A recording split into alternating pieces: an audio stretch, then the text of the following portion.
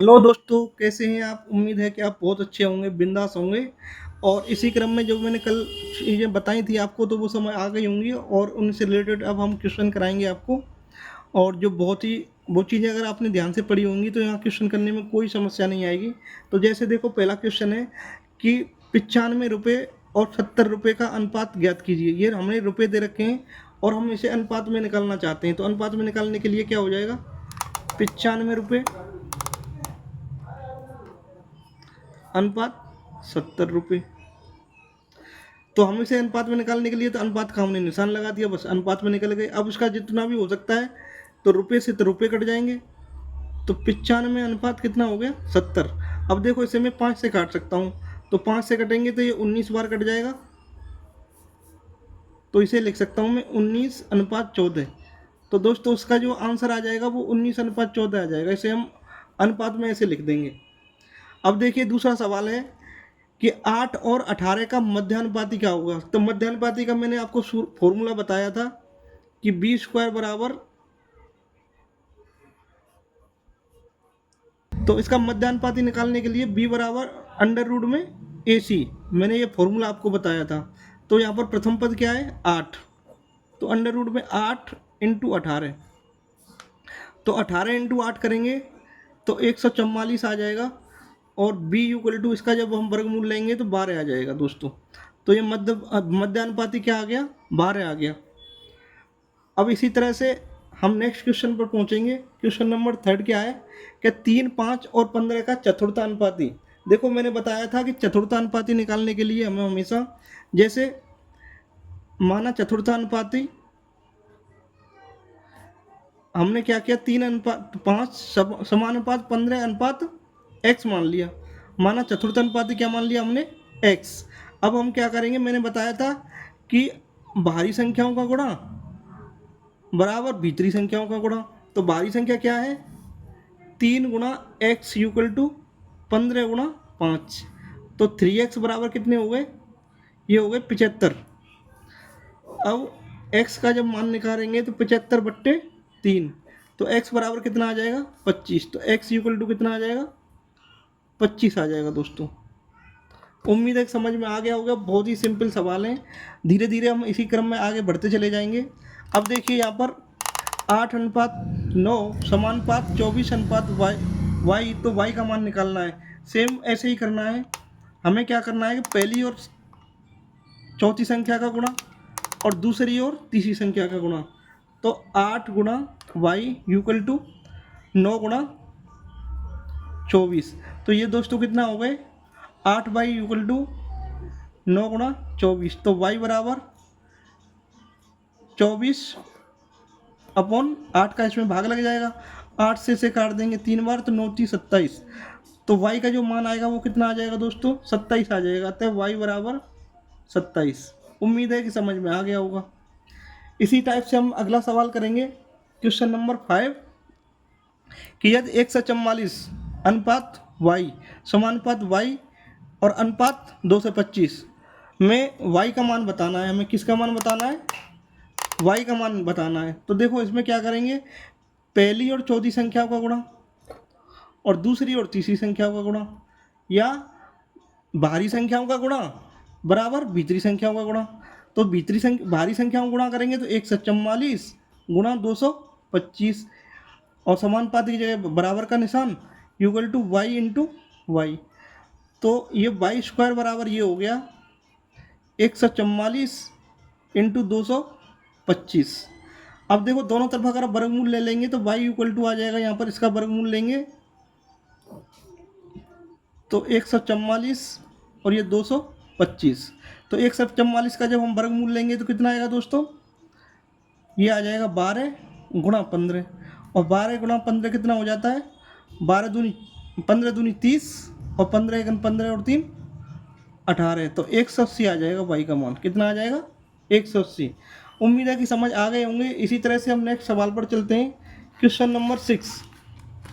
और question number 6 क्या है कि 16 और 40 का तृतीय अनुपाती पूछ रहा है। 16 और 40 का क्या पूछ रहा है? तृतीय अनुपाती। और मैंने आपको एक फॉर्मूला बताया था कि तृतीय अनुपाती निकालने के लिए, द्वितीय अनुपाती निकालने के लिए, प्रथमानुपाती निकालने के लिए तो एक फॉर्मूला बताया था मैंने, बी स्क्वायर बराबर ए सी। तो यहाँ पर सी बराबर क्या हो गया, सी बराबर हो गया बी स्क्वायर अपॉन ए। तो बी का मान यहाँ पर कितना है, ए बराबर तो बी का मान है यहाँ पर 40, तो 40 इंटू 40 बट्टे ए का मान कितना है 16। तो ये सी का जो मान निकल कर आएगा, तो यहाँ पर देखो 4 से हम काट देंगे इसे 4 बार, और 4 से ये कट गया 10 बार, और 4 से ये कट गया 10 बार। तो यहाँ पर जो सी का जो मान निकल के आएगा 10 गुना 10 कितना हो गया, 100 हो गया। उम्मीद है दोस्तों समझ आ गई होंगी चीज़ें। तो इसमें एक तृतीय अनुपात निकल के आ गया।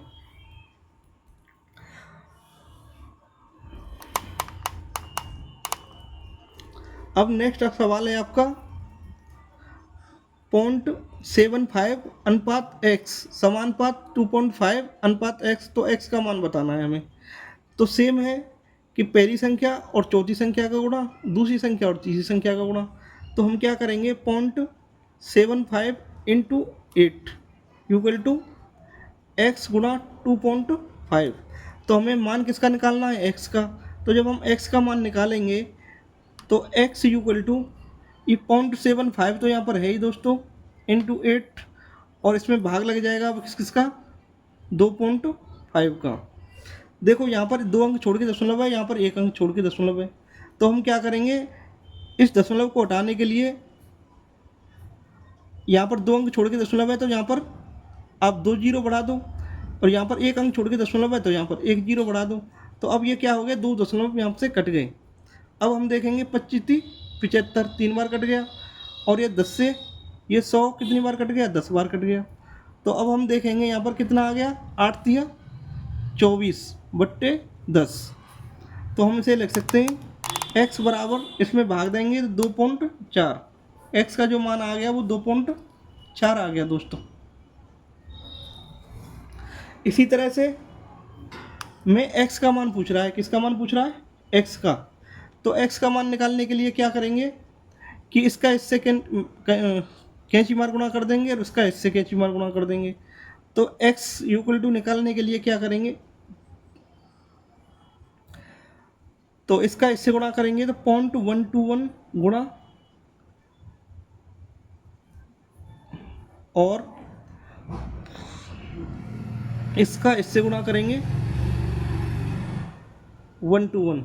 तो जब हम x की वैल्यू निकालेंगे तो इसका भाग लग जाएगा इधर, तो 0.21 इंटू 0.1 बट्टे कितना हो गया 121। अब देखो कितने अंक छोड़ के दशमलव है, 1 2 3 और 4। तो नीचे कितनी जीरो बढ़ा लेंगे, दशमलव को काटने के लिए 4 जीरो बढ़ा लो।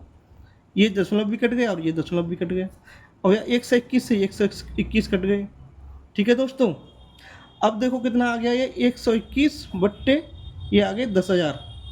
अब 10,000 का जब हम भाग देंगे तो हम देख रहे हैं 4 अंक बाद जीरो लगेगी। तो कितने अंक बाद जीरो लगेगी, तो जो x का मान निकल कर आएगा 0.0121, ये आंसर आ जाएगा। उम्मीद है दोस्तों समझ में आ रही होंगी चीज़ें। इसी क्रम में हम लगातार धीरे धीरे सीखते चले जा रहे हैं, और बड़ा अच्छा लग रहा होगा क्योंकि मैंने बहुत ही छोटे छोटे कॉन्सेप्टों से स्टार्ट किया है। इसी तरह से देखो x अनुपात y बराबर कितना है, x अनुपात y बराबर है 4:3। तो मान किसका पूछ रहा है, तो मान पूछ रहा है वो x³ अनुपात y³ बराबर x³ प्लस y³। तो बहुत ही सिंपल है, हम यहाँ पर क्या करेंगे, x की जगह पे 4 रख देंगे, x की जगह पर क्या रख देंगे 4 रख देंगे, अनुपात y की जगह पर 3 रख देंगे। इसी तरह से x की जगह पर यहाँ 4 रख देंगे, प्लस y की जगह पर 3 रख करके होल क्यूब कर देंगे। तो 4 को जब 3 बार मल्टीप्लाई करेंगे तो कितना आ जाएगा दोस्तों, 4 चौक 16 चौका 64, अनुपात 3 तिया 9 तिया 27 इक्वल टू 4 चौक 16 चौक 64 प्लस 3 तिया 9 तिया 27। तो यहाँ पर ये क्या था, माइनस, ये यहाँ पर माइनस दिया हुआ है। क्या दिया हुआ है दोस्तों, माइनस। तो हम माइनस का ही निशान लगा लेंगे यहाँ पर, ठीक है। अब इसके अंदर देखेंगे हम, तो 64 में से 27 घटाएंगे तो कितना बचेगा, 14 में से 7 गए तो 7 बचेंगे, और यहाँ बच जाएंगे 5, 5 में तो 2 गए तो 3 इक्वल टू, और ये कितने हो गए 7 और 4 11 और 6 और 4 10 और 1 11। तो इनका जो अनुपात निकल के आया तो 37:111 निकल के आएगा दोस्तों। उम्मीद है कि आपको समझ आ गया होगा। तो इसी टाइप से हमने बहुत छोटे छोटे सिंपल सवाल लिए हैं जो कि फॉर्मूला पर आधारित थे। उम्मीद है कि सभी सवाल समझ आए होंगे। और भी मैंने आगे सवाल बनाए हैं तो उन्हें इसी क्रम में हम और भी आगे बताएंगे, तो धीरे धीरे चीज़ें समझ आ जाएंगी। लेकिन कंटिन्यू आप बने रहें, समझें चीज़ों को। और ये जो मैं सवाल बता रहा हूँ आपको, ग्रुप डी भी बहुत ज़्यादा इंपॉर्टेंट रहेंगे, यूपी टेट का भी टेस्ट आने वाला है उसके लिए भी बहुत ज़्यादा इंपॉर्टेंट रहेंगे। तो सभी प्रतियोगिता कंपटीशनों में बहुत ही ज़्यादा महत्वपूर्ण सवाल रहेंगे ये। और हर चीज़ का ये अनुपात और समानुपात का एक आधार है। और इसी क्रम में हम आगे ही बताएंगे। तो इसको अगर ये आपको अच्छा लग रहा हो मेरा वीडियो तो लाइक करें, सब्सक्राइब करें, और आगे की वीडियो को समझने के लिए मुझे कमेंट भी करें। ओके, धन्यवाद।